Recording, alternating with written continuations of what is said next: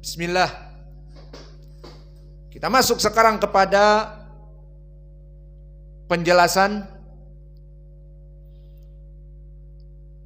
Berkata penulis di dalam kitabnya Al-Akhbaru As-Sahihatu fil Hijamah, yang maknanya kumpulan dari hadis-hadis yang sahih pada Al-Hijamah. Ungduru ma'akum PDF aula.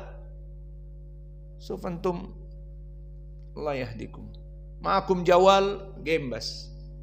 Walakin dars wa PDF ma tahtamun. Qad arsaltu lakum fi PDF. Maka maknanya kumpulan hadis-hadis yang sahih tentang berbekam. Maka seperti biasa penulis memberikan judul Al-Akhbaru As-Sahihatu, kumpulan hadis-hadis yang sahih. Maka maknanya penulis di sini mensyaratkan di dalam kitabnya kumpulan hadis-hadis yang sahih hanya hadis-hadis yang sahih saja. Maka di sini keutamaan dari kitab ini, penulis mensyaratkan hadis-hadis yang ada di dalam kitab ini sudah ditangkih, sudah ditahdzib, sudah disaring dari hadis-hadis yang dhaif dan hadis-hadis yang palsu, hanya hadis-hadis yang sahih saja. Berarti di sini keutamaan dari kitab ini, penulis di dalam kitabnya mensyaratkan pemeriksaan hadis yang sahih. Maka ini suatu perkara yang sangat mulia, karena menyaring khobar-khobar yang sahih dari yang dhaif itu dibutuhkan kepada ilmu yang tidak mudah, ilmu hadis. Dan ini adalah suatu perkara yang agung, sehingga para pembaca kitab, para tulabul ilm dari kaum muslimin bisa melaksanakan amalan dari hadis-hadis ini dari segi fikih, muamalah, ataupun dari segi i'tiqad, keyakinan bahwa hadis-hadis ini hadis yang sahih, bisa diamalkan. Dan ucapan penulis Al-Akhbarus Sahihah fil Hijamah menunjukkan bahwa dia menulis dengan madhab al-muhaddithun, di mana al-muhaddithun jika menulis kitab memberikan kepada umat kontribusi dari kitab hadis-hadis yang sahih yang bisa diamalkan. Dan dulu para al-muhaddithun membuat kitab-kitab seperti itu.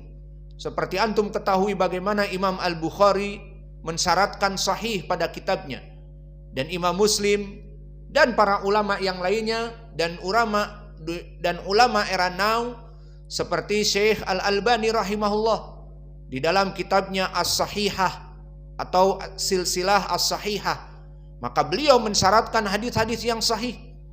Dan begitupun Syekh kami Muqbil di kitabnya Al-Jami'us Sahih mimma laisa fi sahihain, ataupun As-Sahih Al-Musnad mimma laisa fi sahihain, ataupun As-Sahih Al-Musnad fil Qadar, ataupun As-Sahih Al-Musnad fi Asbabin Nuzul, ataupun As-Sahih Al-Musnad fi Dalailin Nubuwah, dan banyak yang lainnya yang disyaratkan sahih. Maka kitab-kitab yang seperti ini kitab yang agung, karena para pembaca dari kaum muslimin bisa langsung mengamalkan hadis-hadis tersebut dan tidak takut dari hadis-hadis yang dhaif bahkan palsu. Dan madhab seperti ini madhab yang dipuji, tidak seperti madhab penulis kitab dari Hatibul Lail. Apa makna Hatibul Lail? Hatibul Lail adalah mereka orang-orang yang menulis kitab tanpa mempunyai penyaringan ilmu hadis, bahkan menulis kitab tanpa mengetahui mana madhab yang baik, sehingga di dalam kitabnya itu masuk perkara-perkara yang buruk. Dari segi ilmu hadis masuk hadis-hadis yang palsu. Dari segi ilmu akidah masuk di dalam kitabnya misalnya akidah as-sufiyah, akidah Syiah Ar-Rafidah, akidah al-Khawarij yang mengkafirkan kaum muslimin dan mengajak demo dan kudeta dari pemimpin-pemimpin negeri yang muslim, maka ini semuanya pemikiran yang buruk masuk kepada kitabnya, dan hadis-hadis yang dhaif dan palsu masuk kepada kitabnya. Dinamakan orang yang menulis kitab ini Hatibul Lail. Maka Hatibul Lail apa? Pencelaan atau pujian? Pencelaan. Maka seorang penulis yang digelari misalnya Hatibul Lail, dia menulis kitab atau membuat ceramah atau membuat kajian, yang mana kajian-kajiannya, ceramah-ceramahnya, muhadarahnya, khutbah-khutbah Jumatnya, dan kitab-kitab yang ditulisnya campur baur bagaikan koktail. Koktail enak. Tahu koktail? Kalau sekarang ya sudah es teler misalnya. Maka ada buah demikian dan buah demikian dicampur enak. Namun kalau satu kitab dicampur hadis yang sahih dan hadis yang dhaif bahkan palsu, dan pemikiran dari pemikiran ahlu sunnah dicampur sufi sedikit, dicampur jamaatut tabligh sedikit, ditambah ikhwanil muslimin sedikit, ditambah kelompok khawarij sedikit, ditambah pemikiran dari pemikiran Asyiah Ar-Rafidah sedikit, maka ini berbahaya. Bukan seperti koktail yang enak. Lalu ma makna Hatibul Lail sampai dia itu menjadi pencelaan? Kalimat Hatibu al-Lail, Hatib pencari kayu bakar. Tapi pencari kayu bakar kok dicela? Orang mencari kayu bakar untuk dijual bagus. Kok dicela? Dicela karena sifat yang setelahnya idhofah kepada al-Lail. Pencari kayu bakar di malam hari. Maka ini celaan.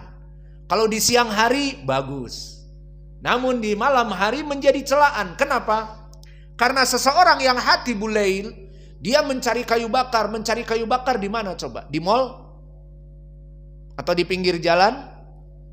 Aspal? Tidak.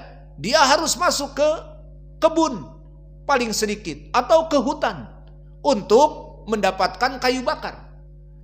Maka di saat seseorang disifatkan mencari kayu bakar di malam hari adalah pencelaan, karena di saat dia mencari kayu bakar di malam hari dan di hutan tidak ada listrik, maka dia hanya berbekal senter dan berbekal obor dari api.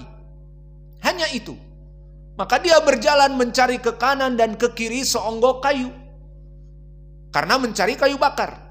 Maka kemudian didapati oleh dia seperti ranting, yang mana dia itu hitam berada di depannya. Maka dia pikir itu adalah ranting yang tidak begitu tebal dan tidak begitu besar seperti dua jari telunjuknya. Maka di saat dia ambil dikarenakan senter yang baterainya juga low battery, ataupun dengan obor yang kadang-kadang tertiup angin, maka tidak begitu jelas. Akhirnya di saat dia ambil mau dimasukkan ke keranjang ataupun ke karungnya, ternyata dia adalah king cobra, atau dia adalah the black mamba, ular hitam dari Afrika yang mematikan. Maka di saat dia mengambilnya malah dipatuk. Jangankan dia mau memasukkan ke karung, justru dia yang dikarungin. Maksudnya dikarungi adalah diselimuti kain kafan dan dikubur. Karena the black mamba, ular yang sangat ganas, ataupun king cobra yang ma'ruf, akan membinasakannya. Lalu di sini kemudian dia juga mendapatkan seonggok kayu yang lebih besar lagi.